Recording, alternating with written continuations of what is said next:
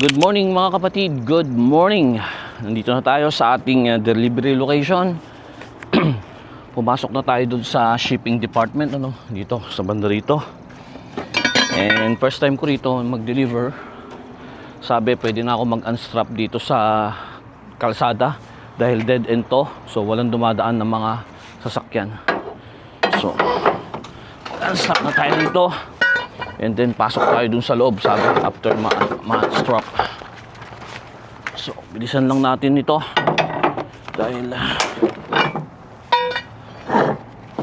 baka may dumating na iba. Alas 8 yung appointment ko, merong appointment dito. Dumating ako 15 minutes na lang ang naiiwan, kasi na-traffic ako sa loob kasi ito ng ng Minneapolis, yung papasok dito is sobrang traffic. Meron akong allowance na 1 oras nagamit lahat yung 45 minutes. Buti na lang nag-alat ako ng at least 1 hour, or else wala, late tayo sa appointment. Merong appointment dito lagi. Ako yung kauna-unahan sa umaga, i-unload nila. Baka mamaya magdatingan yung mga iba. Ako ma-unload.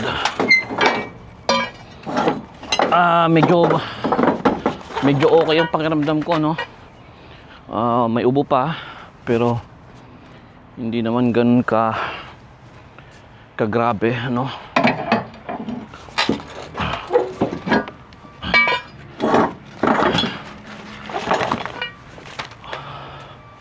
Sa tingin ko magiging okay na ako hanggang bukas, isang gabi pa na solid na pahinga. Tulog ako ng 10 hours, as in 10 hours solid na tulog. Ginising na ako ng alarm. Pagka wala akong nararamdaman, 6 hours pa lang nagigising na ako. Pero kagabi hanggang kaninang umaga 10 hours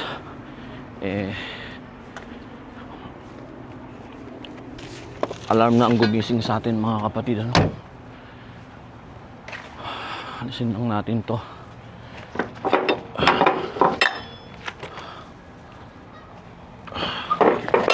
Doon lahat sa kabila ang hugot nito.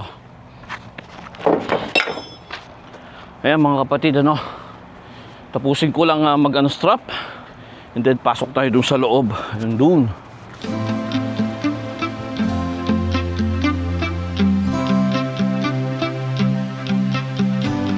Good afternoon mga kapatid. Nandito na tayo sa ating pickup dito rin sa Minnesota. At dyan sa side ko na yan may dumadaan na tren. Ayan, ayan, nasa gilid lang talaga nitong itong Caterpillar dito sa Minnesota.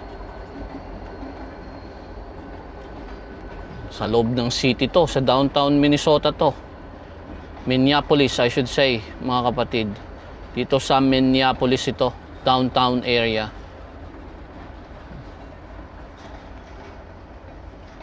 Sigurado mahaba yan.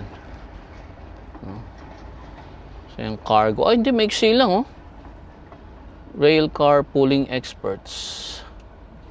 Maiksi lang, hindi mahaba yung kanyang hinihilang bagon.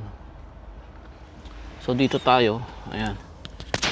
Hintayin natin at meron tayong pick up dito. Yung kakausapin ako nung nung nandito na tao. Tingnan natin.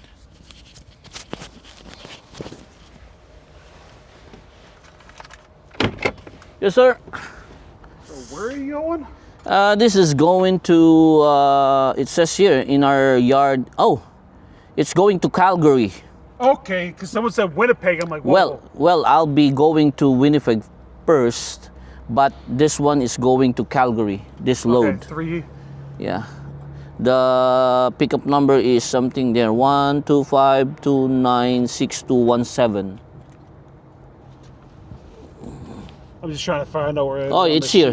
Okay, right here. Maybe bill of lading or something. Yeah, right here. Low number. Yeah, it will be 125296217. Okay.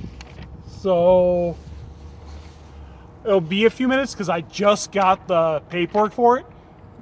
Because I was on lunch and I just came back and checked it. So if you want to park On this over lane? here. And do you have boards like lumber? The dunnage, Yeah. it's like that? No, I don't have that, sir. And it might be a hard time getting that thing off. Yeah. Ho, 'Cause ho, ho. it's got like this much room and I can't get my forks out of it. So I need something to prop. Maybe you have the spare there? Because the load that I have before here is, I can't put any dunnage. Yeah. There's no space. And I don't have dunnage rack, so I did not bring any dunnage on my Okay. last load. Yeah, if you just want to go over here. All right, just so okay. you're not. Okay. Because they It'll told be me, maybe go to the 5-10 middle. minutes for me to It's get the okay. paperwork printed. Yeah, just take and your time, I'll sir. See if I can find some pieces of wood. Right. Thank you, sir. Thank you. All right. So na ngayon. Now, I'll be going there on the side, on the lane. That aisle right there, I need to back down in. Okay, I can back up, then you can go there. All right.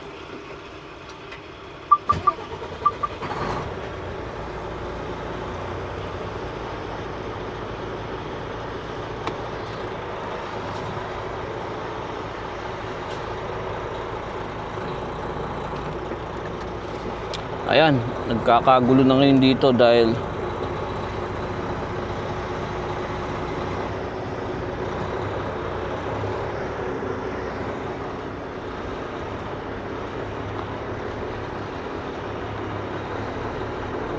lilipat lang tayo mga kapatid, ano.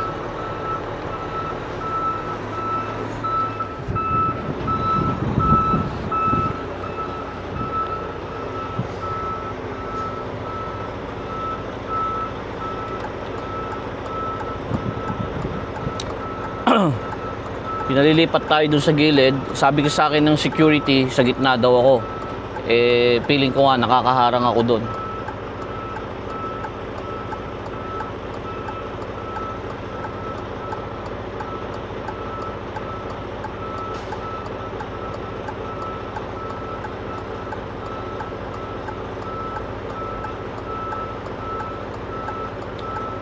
Ayan, so magpipick up tayo dito, no? Ng napakagaang 1,500 pounds lang. So yung load ko na nakaraan is sobrang bigat at ngayon mako-compensate na yun yung bigat na yun mga kapatid, ano, dahil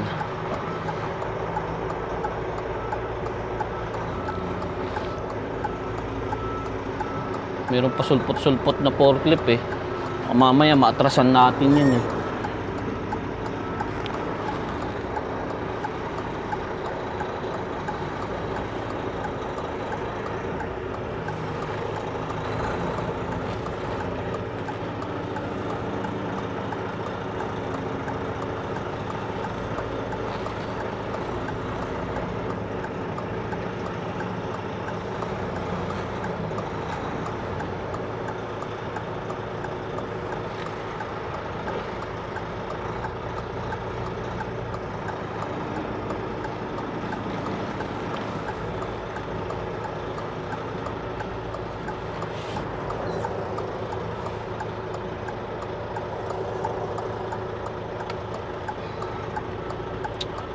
Okay, so dito lang tayo, maghihintay tayo na maloadan, ano.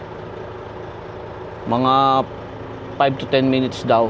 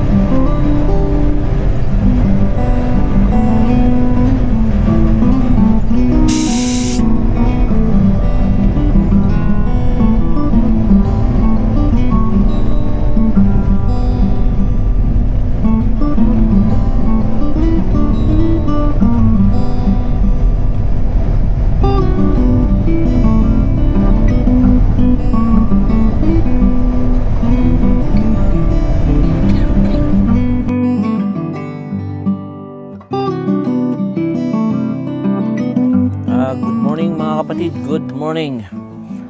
Bale, yung load natin na nanggaling ng US na i-deliver dito sa Alberta.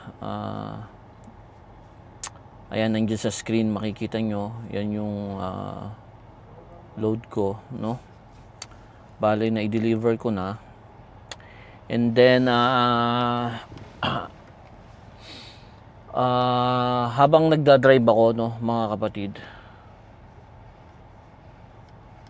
bale, merong nagmagandang loob, ano, na isang pickup na merong hila-hilang RV.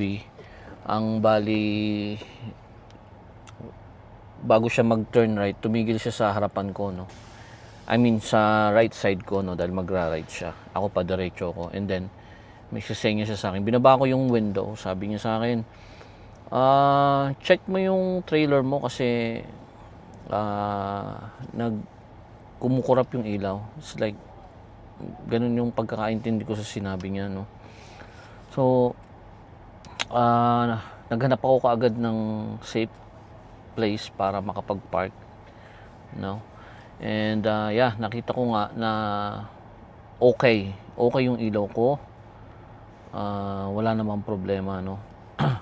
So ang ginawa ko, inactivate ko uli yung pang-check ng aking mga ilaw, ano, diyan sa, kasi ito si Alex, meron siyang automatic na pang-check ng ilaw, ano.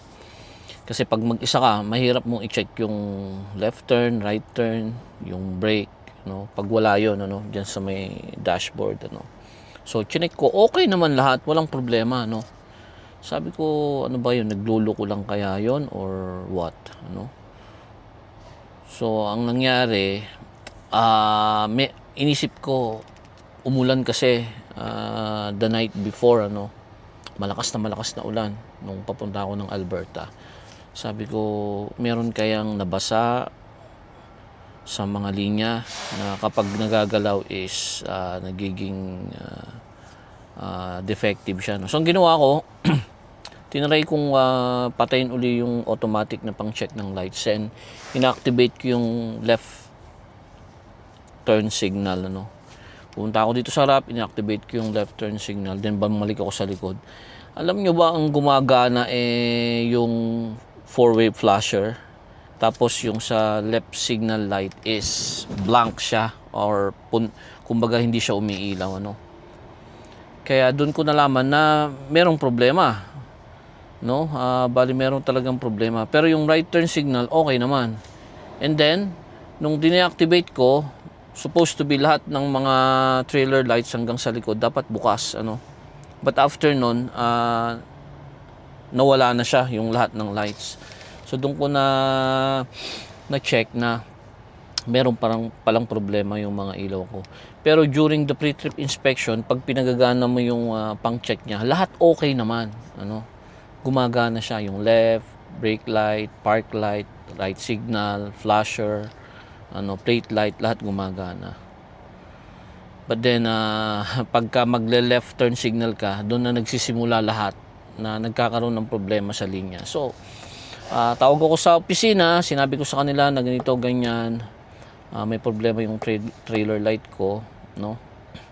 At sabi sa akin, dalahin ko sa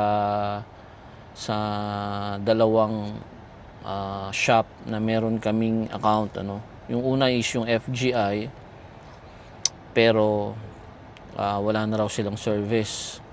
And then yung Maxim trailer, kung saan nung Friday dinrap ko na rin yung trailer para ayusin nila. Today is Monday, so nakapag-reset na ako. Pero inaayos pa lang daw nila ngayon dahil busy sila, no. And yeah, abala sa oras natin kasi ayaw naman nila ipagawa sa iba para bayaran ko na lang tapos i-reimburse nila. Ang gusto nila dun sa shop pa na meron silang account, ano. At malaking abala yun, ano. Kasi parang ngayon, imbis na tumatakbo na ako, no, gumagana na yung milyahe natin, kumikita na tayo, nandito lang tayo, naghihintay tayo kung kailan matatapos yung trailer. That's one of the disadvantage kapag hindi ikaw ang nagmamay-ari ng trailer, ano. Kumbaga, ang policy sa company namin is ipapagawa mo lang yun kung saan meron silang account. What if sa US, ano, siguro mapipilitan din sila, no. Pero sinabi ko na yan sa shop manager namin. But then, yun talaga ang policy nila. So, wala tayong magagawa. But anyways, yun ang update lang. Na gusto ko lang i-update na Monday na ngayon. Hindi tayo naka-pick up ng load natin. Supposed to be, meron tayong pick up early morning, 6:45 a.m. Pero hindi ko magawa dahil nga may problema sa trailer light. So hinihintay ko ang advice ng Maxim Trailer para sabihin na pwede ko nang i-pick up yung trailer, and then advice ko ang dispatch para bigyan ako ng load kung saan man ako magpi-pick up, ano. So ako mamaya pagka okay na yung trailer, pupunta tayo doon, ipapakita ko sa inyo kung saan ko pinaayos ang trailer. Kita-kita tayo doon, mga kapatid. Isang magandang umaga. Ayan, good afternoon mga kapatid. Tumawag na sa akin ang Maxim Trailer, ano. Ayos na raw yung trailer ko. Pero ang oras ngayon mga kapatid is 1:00 na ng hapon, ano. I don't know kung meron pang may bibigay sa aking load ngayong araw. But then pupuntahan na natin yung trailer natin, ano, para at least kung meron man available load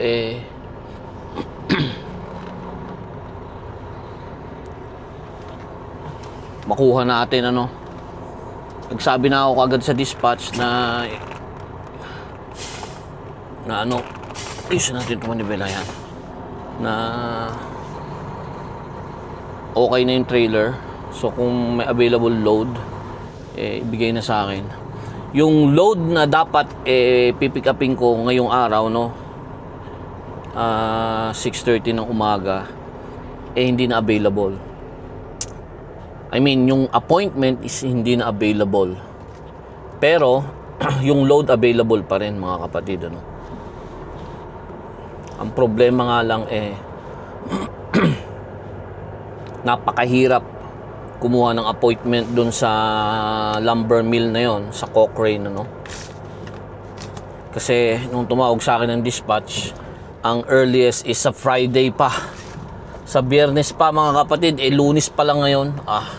Sabi ko, hindi pwede yun. Kailangan ng ibang load.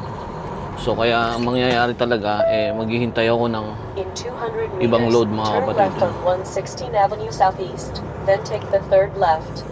Hopefully, mabigyan tayo ng load ngayong araw, ano? Then take the third left. Para hindi masayang yung araw, no? Kasi, kumbaga, yung dadriving ko ngayon, baliwala ito. No, kumbaga walang bayad dito, no, libre, mga kapatid. Ay nako, buhay.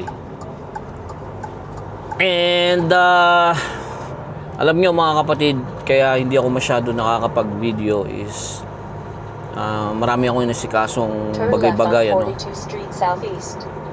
mga kapatid. As in, marami talaga. And i-announce ko sa inyo yan by next month, mga kapatid. Kung ano man yan, malalaman nyo rin, ano. Hindi ko muna sasabihin kasi medyo komplikado, no. And magkakaroon ng conflict. So kapag ready na ang lahat, ano, kapag okay na lahat, then i-announce ko sa inyo kung ano man yung plano, no, at yung reason kung bakit na busy ako, mga kapatid. So abangan niyo yan next month yan, mga kapatid. But nire-ready ko na lahat yung mga video na pagtatagpi-tagpiin ko para at least mapagsama-sama ko at ma-send ko sa inyo at ma-i-upload ko para malaman nyo at makita nyo, mga kapatid, ano. So magkita-kita tayo doon sa Maxim Trailer, no, at pick upin natin yung trailer natin, mga kapatid. So yan, nagbabalik ako mga kapatid, ano. Nandito na tayo sa Maxim Trailer. Ayan, oh. Maxim Trailer yan. Ayan. So hinihintay lang natin yung trailer natin kasi dadalhin daw yata dito or somewhere here. Kasi sabi ko pwede ko naman pick upin doon. Pero hintayin ko na lang daw dito dahil ilalabas nila, no, from the yard. Diyan ko ipinasok siya. Doon sa likod dito. No. So ganun kahirap, ano, kapag magpapagawa ka, no, at busy yung shop na pagdadalahan mo ng equipment mo, aabutin ka ng ilang araw. Kung tutuusin, trailer lights lang yung problema nung nung aking trailer. Pero simula nung Friday, meron sila dito hanggang Saturday, may nag-overtime daw. Pero busy sila, no, maraming ginagawa. Kaya umabot pa ngayon mag 1:30 na, no, ng tanghali ng Lunes bago ready for pick up. I don't know kung maloloadan pa ako ngayong araw, no. Let's see. Naghihintay din ako ng update sa dispatch kung meron silang makukuhang load ko dito within the area, no, dito sa Calgary. Kung wala, then baka bukas na, or maybe sa tingin ko papatakboy nila ako papuntang labas ng Calgary, maybe Edmonton na, no, to pick up load. So ayan yung trailer natin mga kapatid, ano. Ayan na. So ilagay natin dito, ibaba natin.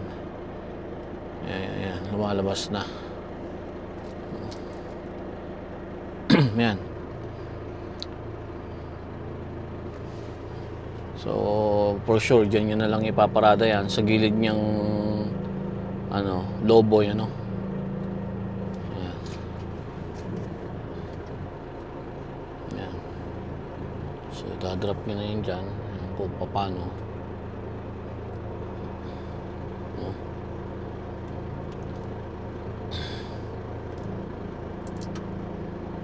Tapos nga dyan.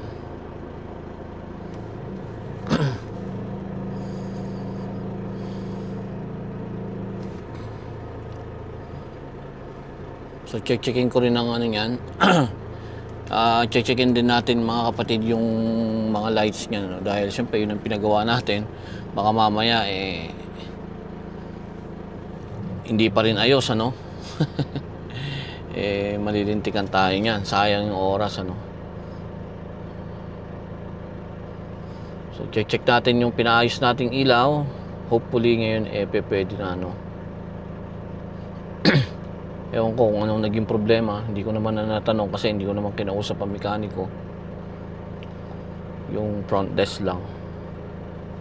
Kung bakit pag inactivate ko yung left turn, hazard ang gumagana, no? And then yung left turn signal niya off. Pero pagka ito, pakita ko sa inyo, no? Ito. Ayan, pag pinindot ko yan, nag-check yan ng mga lights, no? Lahat ng lights, brake, turning signal, hazard, no, lahat chine-check niya yan pagka nagganyan siya. Okay naman lahat, ano, okay lahat sa totoo lang. Pero kapag gagamitin mo na talaga, hindi yung pang-check niya, hindi gumagana mga kapatid. So kukonek lang tayo, no, and then let's see, checkin natin yung mga ilaw natin kung gumagana na siya, no.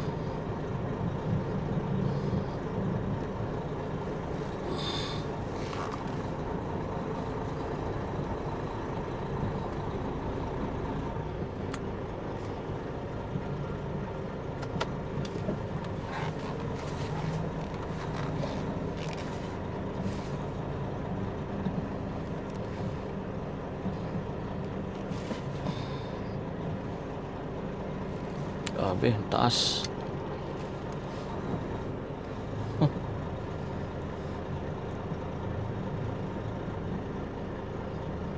may adjustment tong ano natin, ano.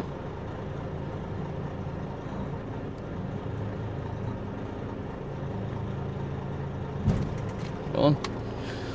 So tara, baba tayo. Check natin yung mga ilaw, mga kapatid, ano, kung okay na.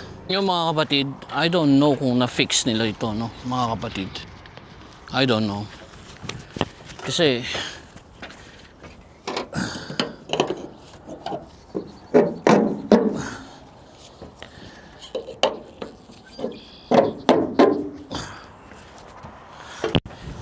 I don't know kung na-fix nila ito. No.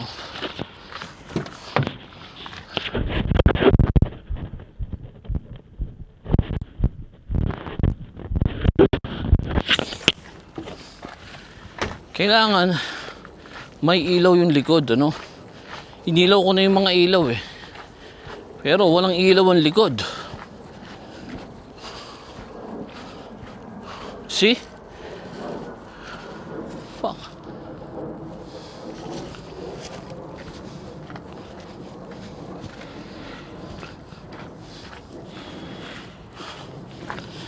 So babalik ako doon, ano? Tatanungin ko sila. Kasi walang ilaw eh. No? Babalik ako, mga kapatid. So okay na, mga kapatid, ano? We're good to go, mga kapatid. Okay na yung trailer natin, ano? Medyo may ginalaw lang sila ng konti, ano? And then, yeah, gumana na siya, mga kapatid, ano?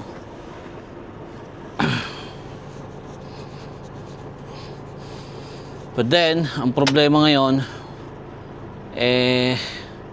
wala pa tayong reload. Kailangan natin maghintay, ano?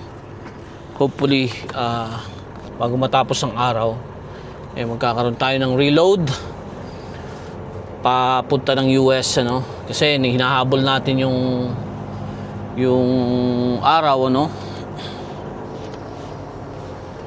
Kasi patapos na ang month of May. Kulang pa tayo ng ilang libong miles para yung minimum natin na 10,000 miles is maabot natin, ano. So sana meron na tayong load kaagad, ano, para walang problema. Turn left on 67 Okay, so Avenue Southeast. once na meron na tayong load, mga kapatid, ano, i-document natin nga, i-video natin para meron kayong meron akong may upload at meron kayong mapanood, mga kapatid, ano. Puputulin ko ito dito para makakapag-upload ako dahil na late na naman ako ng isang upload. Last week, ano, isa lang ang na-upload natin. So i-editin ko mamaya, then bukas Tuesday nyo mapapanood itong segment na ito ng mga videos natin, mga kapatid, ano. Tuloy-tuloy ang ating biyahe ng buhay, mga kapatid. Maraming pagbabago na darating sa future. Malalaman nyo yan In 5 dahan-dahan, ano. kilometers, turn left on Kapag sa 17 tingin ko Avenue is Southeast. okay na, no, na sabihin ko sa inyo, then I'll let you know, mga kapatid, of course. Pero sa ngayon, tuloy-tuloy lang ang biyahe ng buhay. Samahan nyo ko, mga kapatid, at huwag nating kakalimutan, mata sa kalsada, kamay sa manibela. Isang magandang araw, Manibelang Pinoy.